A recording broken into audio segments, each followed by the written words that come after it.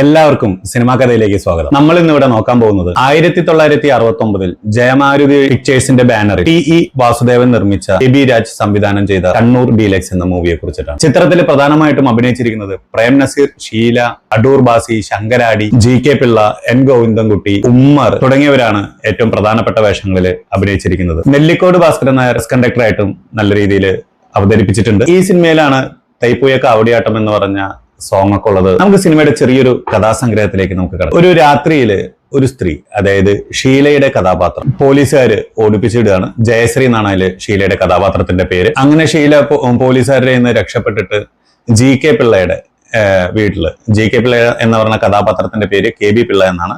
അദ്ദേഹത്തിന്റെ മോൻ ഉമ്മർ, അതായത് വേണു എന്നാണ് അദ്ദേഹത്തിന്റെ പേര്. പിന്നെ TR ഓമനയുണ്ട്, GK പിള്ളയുടെ വൈഫായിട്ട് ആ സിനിമയിൽ അഭിനയിക്കുന്നു. അപ്പൊ ആ വീട്ടിലേക്ക് ഈ ജയശ്രീ ഓടിയെത്തുകയാണ്. അപ്പൊ ഒരു പോലീസുകാരൻ ഗേറ്റിന്റെ അവിടെ വന്നിട്ട് ആരും ഇല്ല ഇവിടെ എന്നൊക്കെ ചോദിക്കുന്നു. അപ്പൊ GK പിള്ള വന്ന് ചോദിക്കുന്നു എന്താണെന്ന് ചോദിക്കുന്നു. അപ്പൊ ഇങ്ങോട്ട് ഒരു ലേഡി ഓടി വന്നിട്ടുണ്ടോന്ന് ചോദിക്കുന്നു. ഇല്ല എന്ന് പറയുന്നു. അപ്പൊ അങ്ങനെ നിൽക്കുമ്പോഴാണ് കിണറ്റുംകരയിലെ വേലക്കാരി കാണുന്നത് അവിടെ ആരും ഉണ്ട് എന്നുള്ളത്. അപ്പൊ GK പിള്ള ഇവിടെ ചോദിക്കുമ്പോൾ നമ്മുടെ ഷീലയുടെ ജയശ്രീ എന്ന് പറഞ്ഞ കഥാപാത്രമാണ്. അപ്പൊ ജയശ്രീ, നീ ആരാണ്, എന്താണ്, നീ കള്ളിയല്ലേ, നിന്നെ സ്റ്റേഷനിൽ പിടിച്ചേൽപ്പിക്കണം, അങ്ങനെയുള്ള വർത്തമാനത്തിലേക്കൊക്കെ വരും. ജയശ്രീ തന്റെ കഥ അവരോട് പറയാണ്. ഞാൻ ഇങ്ങനെ ഒരു പാവപ്പെട്ട വീട്ടിലെ കുട്ടിയാണ്, അമ്മാവനും അമ്മായിയൊക്കെയാണ് വളർത്തിയത്. അപ്പൊ അങ്ങനെ ഇരിക്കെ അവളെക്കാളും 2 ഇരട്ടി പ്രായമുള്ള ഒരാളായിട്ട് വിവാഹം കഴിപ്പിക്കുകയാണ്. എനിക്കതിനോട് ഒട്ടും താല്പര്യമില്ല. അപ്പൊ അവസാനം ഞാൻ ഇറങ്ങി പോന്നതാണ്.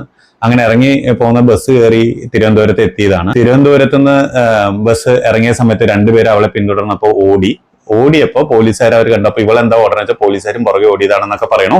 അങ്ങനെ അവിടുത്തെ വിശ്വാസത വരുന്നു. ഇന്നത്തെ ദിവസം രാത്രി ആ വീട്ടിൽ തങ്ങിക്കോളാൻ ആയിട്ടുള്ള അനുവാദം മേടിക്കുന്നു. അങ്ങനെ അന്നത്തെ ദിവസം രാത്രി അവൾ അവിടെ തങ്ങാണ്. ആ തങ്ങണതിനിടയിൽ അവളോട് ഉമ്മറിന് അവളെ ഇഷ്ടാവും.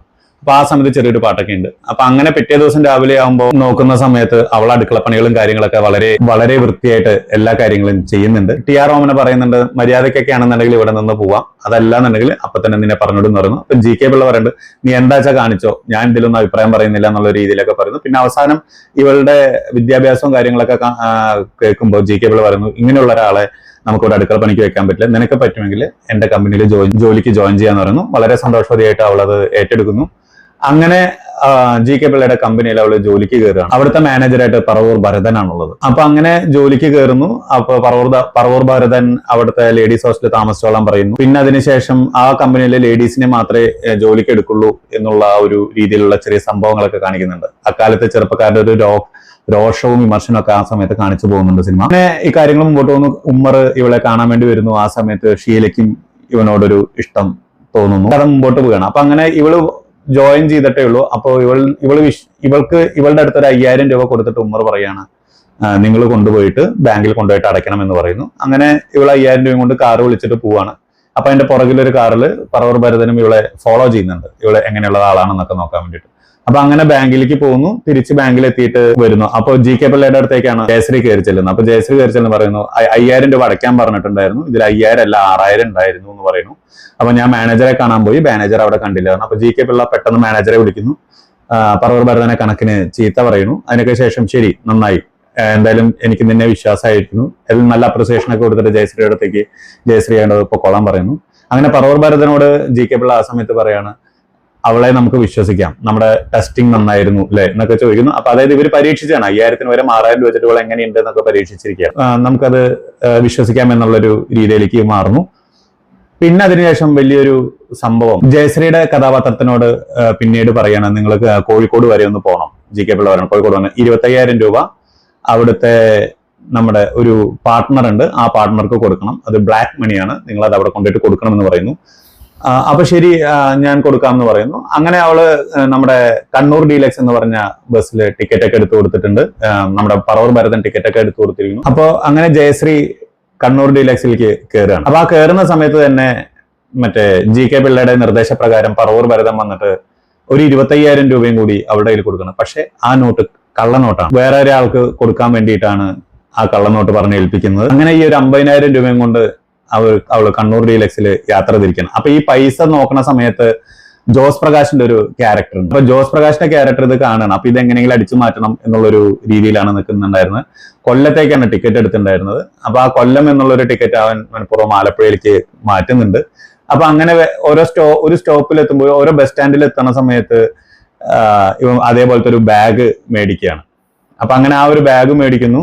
പതുക്കെ ബാഗ് അങ്ങോട്ടും ഇങ്ങോട്ടും മാറ്റുന്നു. അതിനു മുമ്പായിട്ട് തന്നെ ഇവര് ഭക്ഷണം കഴിക്കാൻ വേണ്ടിയിട്ട് ഒരു സ്ഥലത്ത് നിർത്തുന്നുണ്ട്.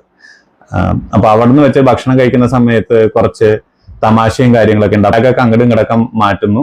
പിന്നെ അതിനുശേഷം വേറൊരു സ്റ്റോപ്പിൽ ഇവൻ ഇറങ്ങിപ്പോകുന്ന സമയത്ത് നമ്മുടെ ബാഗ് കളവ് പോയത് മനസ്സിലാക്കിയ ജയശ്രീ കണ്ടക്ടറോടും നാട്ടുകാരോടൊക്കെ ബഹളം വെക്കുന്നു. അപ്പൊ കണ്ടക്ടർ ചെറിയൊരു ബുദ്ധി പ്രയോഗിക്കുന്നുണ്ട്. അവിടെ നേരെ തന്നെ ബോർഡ് തിരിച്ച്, അത് തിരുവനന്തപുരം ടു കണ്ണൂർ എന്ന് ബോർഡ് ഇടുന്ന ബസ്സിനെ കണ്ണൂർ ടു തിരുവനന്തപുരം എന്ന് പറഞ്ഞ ബോർഡ് വെച്ചിട്ട് ഡ്രൈവറിനെ പിടിച്ചിട്ട് കണ്ടക്ടറായിട്ട് മാറ്റിയിട്ട് ഞാൻ വണ്ടി എടുക്കാൻ വേണ്ടിയിട്ട് കണ്ടക്ടർ വണ്ടി എടുത്ത് തിരിച്ചു പോകുന്നതിനിടയിൽ ജോസ് പ്രകാശിന്റെ മുന്നിൽ പെടുന്നു. ജോസ് പ്രകാശ് ആ വണ്ടിയുടെ കൈ നീട്ടുണ്ട്. തിരിച്ച് കൊല്ലത്തേക്ക് പോകണമെന്നുണ്ട്. സെയിം ബസ് തന്നെയായിരുന്നു. അപ്പൊ അതിനകത്തേക്ക് കയറിയപ്പോഴാണ് ജോസ് പ്രകാശിന് അതിന്റെ അബദ്ധങ്ങളും കാര്യങ്ങളൊക്കെ മനസ്സിലാവും. അപ്പൊ അങ്ങനെ അബദ്ധങ്ങൾ മനസ്സിലാക്കിയ ജോസ് പ്രകാശ് ഇപ്പൊ എനിക്ക് ഇവിടെ ഇറങ്ങണം എന്ന് പറയുമ്പോൾ നമുക്ക് ഇറക്കേണ്ട സ്ഥലത്ത് തന്നെ നമുക്ക് ഇറക്കാടാന്ന് പറയുന്നു. എങ്ങനെ പതുക്കെ പോലീസ് സ്റ്റേഷന്റെ ഫ്രണ്ടിലേക്ക് വരികയാണ്. പോലീസ് സ്റ്റേഷന്റെ ഫ്രണ്ടിലേക്ക് ബസ് കൊണ്ട് നിർത്തിയിട്ട് പറഞ്ഞു വെറുതെ പോലീസിനും കേസ് നമ്മുടെ ആ പൈസ അങ്ങ് കൊടുത്തേക്ക് എന്നൊക്കെ പറയുന്നുണ്ട്. അപ്പൊ ആ സമയത്ത് എന്റെ കയ്യിൽ പൈസ ഒന്നും ഇല്ല എന്ന് പറഞ്ഞു. അങ്ങനെ ആ ഇൻസ്പെക്ടർ വരികയാണ്. ഇൻസ്പെക്ടർ വന്നിട്ട് പറയുന്നു നിങ്ങൾ എടുത്ത പൈസ ഉണ്ടെങ്കിൽ കൊടുത്തോളൂ എന്ന് പറയുന്നു. ഇല്ല എന്ന് പറയുന്നു. പിന്നെ അങ്ങനെ വെച്ചാൽ രണ്ടുപേരോടും മാറി നിന്നിട്ട് ഇവളോട് ചോദിക്കുന്നു എത്ര രൂപയുണ്ട് ചോദിക്കുന്നു. അതേപോലെ ജോസ് പ്രകാശിനോട് ചോദിക്കുമ്പോൾ ജോസ് പ്രകാശ് പറയുന്നത് എനിക്കൊരു വസ്തു കച്ചവടമായിട്ട് ബന്ധപ്പെട്ട് കിട്ടിയ പൈസയാണെന്ന് പറയുന്നത്. അപ്പൊ ചോദിക്കണം അതിൽ എത്ര രൂപ ഉണ്ടെന്ന് ചോദിക്കുമ്പോൾ പറയണോ അയ്യോ അത് എനിക്ക് അത്ര കറക്റ്റ് ആയിട്ട് പറയുന്നത് ഒരു 40,000-40,000 രൂപയൊക്കെ കാണുമായിരിക്കും എന്ന് പറഞ്ഞു. അതെന്താ നിങ്ങൾക്ക് അങ്ങനെ അതിൽ കറക്റ്റ് ആയിട്ട് എത്രയുണ്ടെന്നുള്ളത് പറയാറിയില്ല എന്ന് ചോദിക്കും. അപ്പൊ ശരി അങ്ങനെ നിൽക്കുന്നു. എന്നിട്ട് പൈസ എണ്ണാൻ വേണ്ടിയിട്ട് കോൺസ്റ്റബിളിൽ കൊടുക്കുന്നു. അപ്പൊ കോൺസ്റ്റബിൾ വന്നിട്ട് വിവരം പറയുന്നു. ആ വിവരം പറഞ്ഞതില് ആ സമയത്ത് ഇവര് രണ്ടുപേരും ഇല്ല കേട്ടോ. അതായത് ജയശ്രീയും ഇല്ല, നമ്മുടെ ജോസ് പ്രകാശിന്റെ ക്യാരക്ടർ അവിടെ ഇല്ല. അപ്പൊ പറയുന്നു അതിലൊരു 25,000 രൂപ കള്ളനോട്ടാണെന്ന് പറയുന്നു. അപ്പൊ ഒന്നും അറിയാത്ത മട്ടിൽ തന്നെ പോലീസ് ഇൻസ്പെക്ടർ ജോസ് പ്രകാശ് ഇങ്ങനെയൊക്കെ പറഞ്ഞപ്പോൾ അതിലൊരുമില്ലാണ്ട് ഒരു 50,000 രൂപ ഉണ്ടെന്ന് ഷീല പറയുന്നു കറക്റ്റ് ആയിട്ട്. അപ്പൊ ഷീലയുടെ കയ്യിൽ ആ ബാഗ് തിരിച്ചു കൊടുത്ത് ഏൽപ്പിക്കുകയാണ്. ജോസ് പ്രകാശിനെ ലോക്കപ്പിൽ ഇടാൻ പറയും. അങ്ങനെ നിൽക്കുമ്പോഴാണ് അങ്ങനെ ഇവള് പോകാൻ വേണ്ടി തുടങ്ങുന്ന സമയത്താണ് പ്രേം നസീറും അടൂർ ബാസിയുടെയും എൻട്രി. പ്രേം നസീർ ഒരു നമ്പൂതിരിയായിട്ടും വട്ടനായിട്ടുള്ള ഒരു നമ്പൂതിരിയായിട്ടും ആ ഇല്ലത്തെ കാര്യസ്ഥനായിട്ട് അടൂർ ബാസിയും അവിടെ വരികയാണ്. അപ്പൊ അങ്ങനെ ഓരോന്നൊക്കെ തട്ടിക്കൂട്ടി ഓരോ ചിരിക്കാനുള്ള കുറച്ച് കോമഡിയും കാര്യങ്ങളൊക്കെ ആ സമയത്ത് അവിടെ ഉണ്ട്. അപ്പൊ പോലീസുകാരൻ ബസ് കണ്ടക്ടറോട് പറഞ്ഞു ഇയാള് ഇന്ന് കോഴിക്കോടേക്ക് ഒന്ന് കൊണ്ടാക്കണം, നമുക്ക് വേണ്ടപ്പെട്ട ഇല്ലത്തെ ആൾ തന്നെയാണ്, നമുക്ക് അറിയാവുന്നതാണ്, എന്താണെന്ന് വെച്ചാൽ നോക്കാന്ന് പറഞ്ഞു. ആയിക്കോട്ടെ എന്നുണ്ട്. അങ്ങനെ ആ വണ്ടി വീണ്ടും അവിടുന്ന് യാത്ര തിരിക്കുകയാണ്. ആ യാത്ര തിരിക്കുന്നതിന്റെ ഇടയിൽ ഒരു സ്ഥലത്ത് ഭക്ഷണം കഴിക്കാൻ വേണ്ടി നിർത്തുകയാണ്. അപ്പൊ അതിനിടയിൽ GK പിള്ള അവരെ കാര്യങ്ങൾ മനസ്സിലാക്കുന്നു. പോലീസ് സ്റ്റേഷനിൽ കയറിയെന്നും എന്തൊക്കെയാണ് സംഭവങ്ങൾ നടന്നെന്നുള്ളതൊക്കെ. അപ്പൊ വേറൊരാളെ നിയോഗിക്കുകയാണ്. നിങ്ങൾ എത്രയും പെട്ടെന്ന് അവളെ കൊല്ലണം എന്ന് പറഞ്ഞിട്ടുണ്ട്. അപ്പൊ ഉമ്മറ അതിനിടയിൽ പറയുന്നുണ്ട് കൊല്ലാനൊന്നും പാടില്ല, അങ്ങനെയാണ് ഇങ്ങനെയാണെന്നൊക്കെ പറയുന്നു. അപ്പൊ അങ്ങനെ ഒരു സ്ഥലത്ത് ഭക്ഷണം കഴിക്കാൻ വേണ്ടി നിർത്തുന്നു. തൃശ്ശൂർ ഭക്ഷണം കഴിക്കാൻ വേണ്ടി നിർത്തിയ സമയത്ത് ആ സമയത്തും കുറച്ച് കോമഡിയും കാര്യങ്ങളും ശങ്കരാറ്റിയുടെ കുറച്ച് കോമഡിയും കാര്യങ്ങളൊക്കെ. അപ്പൊ അത് കഴിഞ്ഞ് ഭക്ഷണം കഴിക്കാൻ വേണ്ടി പോകുമ്പോൾ ഈ കൊല്ലാൻ വേണ്ടി വന്നിട്ടുള്ള ഒരാൾ അയാൾ നേരെ ബസ്സിൽ ഇവളെ ഫോളോ ചെയ്യുന്നുണ്ടായിരുന്നു. അപ്പൊ അതിനുശേഷം പിന്നെയും ബസ്സിൽ കയറി കൂടിയതാണ്. ആ കയറി കൂടുന്ന രംഗങ്ങളൊക്കെ വളരെ ഭംഗിയായിട്ട് തന്നെ എടുത്തിട്ടുണ്ട്. ഹോട്ടലിൽ ഇവളെ കൊല്ലാൻ വേണ്ടി പോകുമ്പോൾ അവിടെ പ്രേം നസീറും അടൂർ ബാസിയും കൂടി വരികയാണ്. അതായത് ഇവള് ടോയ്ലറ്റിൽ പോകാൻ വേണ്ടി സ്ത്രീകളുടെ ബാത്റൂമിൽ കയറുന്ന സമയത്ത് ഇവളെ കൊല്ലാൻ കത്തിയായിട്ടും കയറാൻ പോകുമ്പോൾ പ്രേം നസീറൊക്കെ കൂടി വന്ന് പറഞ്ഞു ഇത് സ്ത്രീകളുടെ ബാത്റൂമാണ്, ആണുങ്ങളുടെ അവിടെയല്ലേ എന്നുള്ളത് പറഞ്ഞു. അയ്യോ ഞാൻ ബോർഡ് ശ്രദ്ധിച്ചില്ല എന്ന് പറയുമ്പോൾ സാരല്ലേ ശങ്കയൊക്കെ തീർത്തിട്ട് പോയാൽ മതി എന്ന് പറഞ്ഞിട്ട് അങ്ങോട്ട് തിരിച്ചു വിടുന്നു. അങ്ങനെ അവ വീണ്ടും അവിടുന്ന് വണ്ടി യാത്ര പുറപ്പെടുക തന്നെയാണ്. അവസാനം കോഴിക്കോട് എത്തുകയാണ്. അപ്പൊ കോഴിക്കോട് എത്തുന്ന സമയത്ത് അവിടുന്ന് ഒരു ടാക്സി വിളിക്കുകയാണ്. ഷീല അവിടെ ടാക്സി വിളിക്കുമ്പോൾ മറ്റേ ആളെന്നെ വേഷം മാറിയിട്ടാണ് ടാക്സിയിൽ വരുന്നത്. അപ്പൊ അങ്ങനെ അയാള് അങ്ങനെ പോകുന്നു. തൊട്ട് പിന്നാലെ വേറെ ടാക്സി വിളിച്ചിട്ട് പ്രേം നസീറും അടൂർ ബാസിയും കൂടിയിട്ട് ടാക്സി വിളിച്ച് പോവാണ്. അങ്ങനെ അവസാനം ടാക്സി ഡ്രൈവർ വേറൊരു സങ്കേതത്തിൽ വെച്ചിട്ട് കൂട്ടുകയാണ്. അപ്പൊ പെട്ടെന്ന് അവിടെ പ്രേം നസീർ അവിടെ വരുന്നു. ഒരു ചെറിയൊരു ആക്ഷനും കാര്യങ്ങളൊക്കെ ഉണ്ട്. അതിനിടയിൽ നല്ല രസമുള്ള ഒരു കാര്യമുണ്ട്. കാരണം അയാൾ ടാക്സി വിളിച്ച് പോകുമ്പോൾ പ്രേം നസീറും ഒരു ടാക്സി വിളിച്ച് പോരുണ്ടായിരുന്നല്ലോ. ആ ടാക്സി ഇടയിൽ വെച്ചിട്ട് കേടായി നിൽക്കുമ്പോൾ എന്നാ ശരി നമുക്ക് നടന്നു പോവാം എന്ന് പറഞ്ഞിട്ട്, അതായത് ഇയാളെ ഡ്രൈവറെ തല്ലണ സമയത്ത് അടൂർ ബാസി തല്ലുന്ന സമയത്ത് പെട്ടെന്ന് മരിച്ച പോലെ വീണിട്ട് ആ ഹോൺ അടിക്കുന്നിട്ട് നാട്ടുകാരൊക്കെ ഓടിക്കൂടുമ്പോൾ പ്രേം നസീറും അടൂർ ബാസിയും ഓടുകയാണ്. പിന്നെ അടുത്ത ടാക്സി പിന്നാലെ അപ്പൊ തന്നെ ഇയാൾ തിരിച്ചു പോയിട്ട് അടുത്ത ടാക്സിനെ വിടുന്നുണ്ട് ഇവരെ വഴിതെറ്റിക്കാനൊക്കെ വേണ്ടിയിട്ട്. അപ്പൊ അങ്ങനെ ആ ടാക്സി അവിടെ വന്നിട്ട് സെയിം പ്രോബ്ലം കാണിക്കുന്ന സമയത്ത് സ്പാനർ എടുക്കാൻ വേണ്ടിയിട്ട് ഡ്രൈവർ ഡിക്കിയിലേക്ക് വന്നു എന്ന് പറയുന്ന സമയത്ത് അടൂർ ബാസി അയാളെ ഒരു തല്ലിയിട്ട് ഡിക്കിയിലിട്ട് പൂട്ടിയിട്ട് ആ കാറും എടുത്തിട്ട് ചേസ് ചെയ്ത് പോകുന്നുണ്ട്. അപ്പൊ അങ്ങനെ ഷീലയുടെ പൂട്ടിയ സ്ഥലത്ത് എത്തുന്ന സമയത്ത് അവിടെ വെച്ചിട്ടൊരു ആക്ഷനും കാര്യങ്ങളൊക്കെ അവിടുന്ന് ഷീലനെ രക്ഷിച്ചിട്ട് ഇവർ വന്ന ടാക്സിയിൽ തന്നെ KBS നായർ എന്ന ആളുടെ വീട്ടിലേക്ക് എത്തിക്കുകയാണ്. KBS നായരാണ് നമ്മുടെ N ഗോവിന്ദൻകുട്ടിയാണ് കഥാപാത്രം. അവിടെ ഷീല വന്നിട്ട് ഈ പൈസ ഏൽപ്പിക്കുന്നു. അപ്പൊ വേറൊരു 25,000 രൂപ കള്ളനോട്ട് കൊടുക്കേണ്ട ഒരു നോട്ടും കൂടി ഉണ്ടല്ലോ. അവള് ഷീലയ്ക്ക് അറിയില്ലല്ലോ ഈ സംഭവം. അപ്പൊ അങ്ങനെ അവിടെ മറ്റേ വേറൊരാളും കൂടി ഉണ്ട്, നല്ലൊരു കട്ടമീശയൊക്കെ ആയിട്ട് ഒരാളുടെ, അയാൾക്കും ആ പൈസ കൊടുക്കുന്നു. അപ്പൊ അങ്ങനെ അവിടുന്ന് പൈസ കൊടുക്കുന്നു. അപ്പൊ എന്തെങ്കിലും നമ്മുടെ പിള്ള സാറിനോട് പറയാനുണ്ടോ ചോദിക്കുമ്പോൾ പെട്ടെന്ന് പിള്ള സാർ അവിടെ ഉണ്ട്. അപ്പൊ പിള്ള സാർ ഉണ്ട്. പിന്നെ അവളോട് ക്വസ്റ്റ്യൻ ചോദിക്കലാണ്, നീ ആ കാറിൽ വന്നത് ആരാണ്, എന്താണ് എന്നൊക്കെ ചോദിക്കുന്ന ക്വസ്റ്റ്യൻ ചോദിക്കലും അവളെ അടിക്കുകയൊക്കെ ചെയ്യുന്നു, ജയശ്രീനെ അടിക്കുകയൊക്കെ ചെയ്യുന്നു. പിന്നെ അതിനുശേഷം അവിടെ ഇവളെ ഇവിടുന്ന് മാറ്റി. അപ്പോഴത്തേക്കും പ്രേം നസീർ മറ്റേ ആള് പെട്ടെന്ന് ഇവിടുന്ന് പോകും. അതായത് നമ്മുടെ ആ കട്ടമീശയില് അബ്ദുൽ ഖാദർ അങ്ങനെ എന്താണ് അയാളുടെ പേര്. അപ്പൊ അങ്ങനെ കഥാപാത്രത്തിന്റെ പേര് കേട്ടോ. അപ്പൊ അങ്ങനെ അവിടുന്ന് ഇയാളുടെ മരമില്ലിലേക്ക് വരുന്നു. അപ്പൊ ഈ മരമില്ലിലേക്ക് വരുമ്പോ മറ്റേ പ്രേം നസീറും കുറച്ച് ആൾക്കാരും ഉണ്ട്. അപ്പൊ ആ കുറച്ച് ആൾക്കാര്, കുറച്ച് ഓഫീസർമാരാണ് അവര്. ആ കുറച്ച് ഓഫീസർമാർ അവിടെ എത്തിയിരുന്നു. അവിടെ വെച്ച് ചെറിയൊരു ആക്ഷനും കാര്യങ്ങളൊക്കെ ഉണ്ട്. അതില് പ്രേം നസീർ പറഞ്ഞയച്ച പ്രേം നസീറിന്റേതായിട്ടുള്ള ആൾക്കാര് അവിടെ തോൽക്കണം. ആ സമയത്ത് പ്രേം നസീറും അടൂർ ബാസിയും പിന്നെ അവിടെ എത്തുന്നു. അവിടെ വെച്ചിട്ട് വീണ്ടും ഒരു ഫൈറ്റ്, മറ്റേയാളെ കൂട്ടിയിടുന്നു, മറ്റേ ക്യാഷ് ഒക്കെ അവിടുന്ന് എടുക്കുന്നു. പിന്നെ തിരിച്ച് നമ്മുടെ ജയശ്രീയെ പൂട്ടിയിട്ട്, അതായത് ഷീലയെ പൂട്ടിയിട്ട സ്ഥലത്തേക്ക് വരുന്നു. അവിടെയും വന്നിട്ട് ചെറിയൊരു ആക്ഷനും കാര്യങ്ങളൊക്കെ ഉണ്ട്. അപ്പൊ അതിനിടയിൽ കുറച്ച് സംഭവ വികാസങ്ങളൊക്കെ ഉണ്ട്. അതൊക്കെ നിങ്ങൾക്ക് സിനിമ കാണുമ്പോൾ ശരിക്കും ആക്ച്വലി മനസ്സിലാവുന്ന കാര്യം. അപ്പൊ അവിടെ പൂട്ടിയിടുന്നു. അവിടെ വെച്ചിട്ടും ആക്ഷനും കാര്യങ്ങളൊക്കെ ഉണ്ട്. അപ്പൊ അങ്ങനെ കള്ളനോട്ടിന്റെ കാര്യങ്ങളൊക്കെ വരുന്നു. അപ്പൊ ഈ കള്ളനോട്ട് മറ്റേയാൾക്ക് കൊടുത്ത നോട്ട് ഒറിജിനലായിട്ടും നമ്മുടെ KBS നായരുടെ കയ്യിലുള്ള നോട്ട് ശരിക്കും കള്ളനോട്ടായിട്ട് മാറിയിട്ടുണ്ട്. അതായത് അവർ മാറ്റിയൊക്കെ വെക്കുന്നുണ്ട്.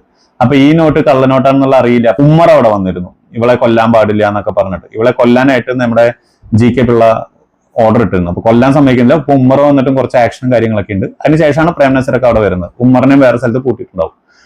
അപ്പൊ അങ്ങനെ അവിടെ വരുന്ന ഒരു നമ്പൂരിയുടെ ഒരു വിഡ്ഢിത്തരം എന്ന് പറഞ്ഞ രീതിയിലൊക്കെ ഒരു ചെറിയ നല്ലൊരു ആക്ഷനൊക്കെ ഉണ്ട് ആ സമയത്തും.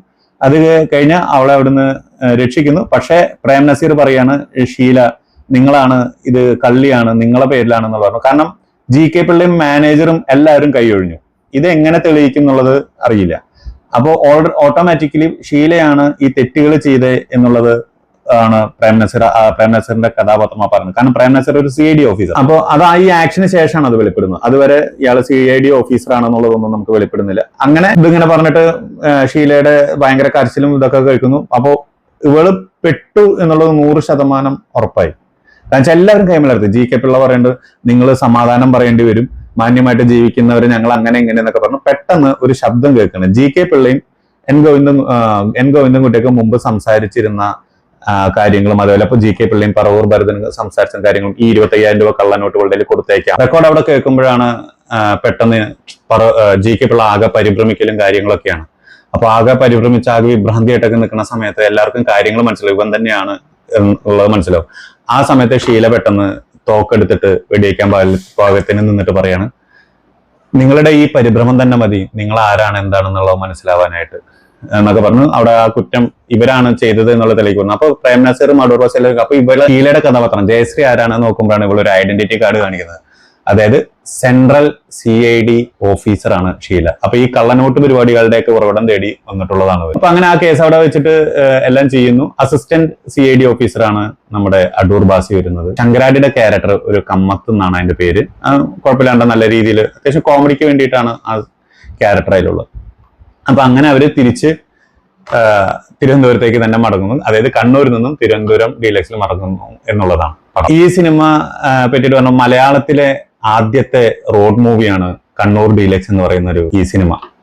ഈ സിനിമയെ പറ്റിയിട്ട് വേറെയും ചില കാര്യങ്ങൾ നമുക്ക് പറയാം. കേരളത്തിലെ KSRTCയും കണ്ണൂർ ഡീലക്സ് എന്ന് പറയുന്ന ഒരു സിനിമയും തമ്മിൽ ചെറിയൊരു ബന്ധമുണ്ട്. 1965 കേരളത്തിലെ KSRTC സ്റ്റാർട്ട് ചെയ്തിരിക്കുന്നത്. 70കളിൽ കർണാടകയിലെ KSRTCയും സ്റ്റാർട്ട് ചെയ്തു. അപ്പൊ ഇത് സംബന്ധിച്ചിട്ട് 2 കമ്പനികളും KSRTC എന്ന് തന്നെ പേര് വെക്കുകയും ചെയ്തിട്ടുണ്ട്. 2 കമ്പനികളും KSRTC എന്ന പേര് തന്നെയാണ് ഉപയോഗിച്ചത്. KSRTC എന്ന പേര് ആദ്യമായി ആരാണ് ഉപയോഗിച്ചത് എന്നതിന് തെളിവായി കോടതിയിലേക്ക് രേഖകൾ സമർപ്പിക്കേണ്ടിയിരുന്നു. ആ സമയത്ത് 1969 പുറത്തിറങ്ങിയ ഈ സിനിമ അവിടെ തെളിവായിട്ട് കൊടുത്തിരുന്നു. കാരണം ഈ സിനിമയിൽ വ്യക്തമായിട്ട് KSRTC എന്ന പേരും ആനകളുടെ എംബ്ലവും ഉണ്ടായിരുന്നു എന്നാണ് പറയപ്പെടുന്നത്. കേരളം കോടതിയിൽ സമർപ്പിച്ച തെളിവുകളിൽ ഒന്ന് ഈ സിനിമയാണ്. KSRTC എന്ന പേര് കേരളത്തിന് സ്വന്തമായതും അങ്ങനെ തന്നെയാണ് എന്നാണ് പറയപ്പെടുന്നത്. അപ്പൊ ഇങ്ങനെയൊക്കെയുള്ള ഒരു ചെറിയ ബന്ധങ്ങളൊക്കെ ഈ സിനിമയിലുണ്ട്. എനിവേ, വീഡിയോ ഇഷ്ടപ്പെട്ടു എന്ന് കരുതുന്നു. ഇഷ്ടപ്പെട്ടിട്ടുണ്ടെങ്കിൽ ലൈക്കും കമന്റും ഷെയറും സബ്സ്ക്രൈബും ചെയ്യാനൊന്നും മറക്കരുത്. പടം കണ്ടിട്ടുള്ളവരാണെന്നുണ്ടെങ്കിൽ തീർച്ചയായിട്ടും അതിന്റെ അഭിപ്രായങ്ങൾ രേഖപ്പെടുത്തുക. കാണാത്തവരുണ്ടെങ്കിൽ യൂട്യൂബിൽ പടം അവൈലബിൾ ആണ്. അപ്പൊ കണ്ടതിന് ശേഷം അഭിപ്രായം രേഖപ്പെടുത്തുക. അപ്പൊ നമുക്ക് അടുത്ത വീഡിയോ ആയിട്ട് വീണ്ടും കാണാം.